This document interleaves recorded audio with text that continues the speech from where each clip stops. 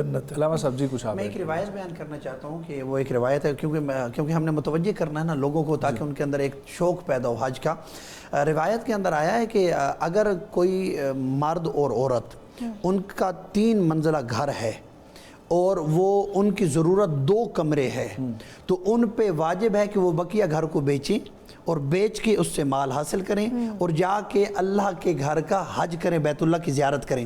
اگر کسی کے پاس مال نہیں ہے لیکن 3 منزلہ بلڈنگ ہے اور اس کی استعمال میں 2 کمرے ہیں، اور وہ اس نیت سے رہا پوری زندگی کہ ابھی تو میرے پاس مال ہی نہیں ہے، میں حج کیسے کروں گا، تو اس پہ بھی حج واجب ہے۔ وہ حج اپنی گردن پہ لے کے ہی دنیا سے جائے گا، لہٰذا اس مال کو یعنی کہ اپنا بیچیے، بیچنے کے بعد اسے اکٹھا کر کے بیت اللہ کا حج کیجیے۔ اسامہ صاحب، لقد کان لکم فی رسول اللہ اسوۃ حسنہ، اس کے حوالے سے ہم نے گفتگو کی، بے شک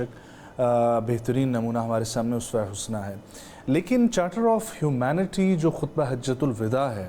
جس کے حوالے سے ہم اکثر ذکر کرتے رہتے ہیں، یونائٹڈ نیشن میں آپ ہو کر آ رہے ہیں، وہاں کی جو چارٹر آف ہیومینٹی جو ہے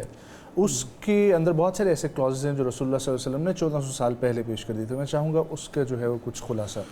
سبحان اللہ، خطبہ حجۃ الوداع جو دنیا میں ہے، the first charter of human rights کے طور پہ بھی دیکھا جاتا ہے، اور ہیومنزم کو ڈیفائن کرنے کا جو اس دور میں ہے وہ وہیں سے ملا۔ جو universal declaration of human rights ہے، اس میں ویگنس یہ ہے کہ اس میں وقتاً فوقتاً چینج آتے رہے ہیں، لیکن اگر ہم اس میں خطبہ حجۃ الوداع کو دیکھیں تو ابھی تک اس کے اندر رسول اللہ صلی اللہ علیہ وسلم جیسے ایک لفظ استعمال کیا کہ ایک بھائی دوسرے بھائی کے لوہے سے محفوظ رہے۔ اب آپ صلی اللہ علیہ وسلم نے استعمال، اب لوہا ان کے ہاں ہتھیار ہی تھا،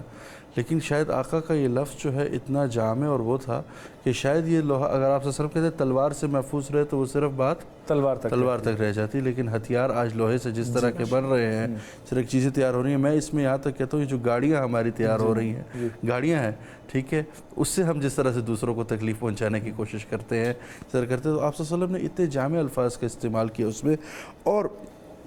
سب کو جو ہے وہاں کا کل الناس لآدم و آدم من تراب، کہ ساری انسانیت جو ہے وہ آدم سے اور آدم جو ہے وہ مٹی سے ہیں، اور پھر یہی فرمایا کسی عربی کو حجمی پر، جسے کہتے ہیں عجمی کو عربی پر کسی طرح کی فوقیت حاصل نہیں ہے۔ تو وہاں پہ کیونکہ رسول اللہ صلی اللہ علیہ وسلم کو ایک منظرنامہ تو پیش ہو چکا تھا کہ اب اس دین نے عرب سے باہر نکلنا ہے، اور آپ صلی اللہ علیہ وسلم کے دور میں ہی وہ مہمات ہو چکی تھی۔ یمن جو ہے وہ فارس سے آپ صلی اللہ علیہ وسلم لے چکے تھے، تبوک کے مقام پہ روم جو ہے وہ آپ صلی اللہ علیہ وسلم سے جسے کہتے ہیں اپنے آپ کو پٹوا چکا تھا، اور اگر یہ لشکر کشی جو ہے اب ہونی تھی پورے دنیا میں اور واضح ہونا تھا، تو آپ صلی اللہ علیہ وسلم کے اس خطبہ حجۃ الوداع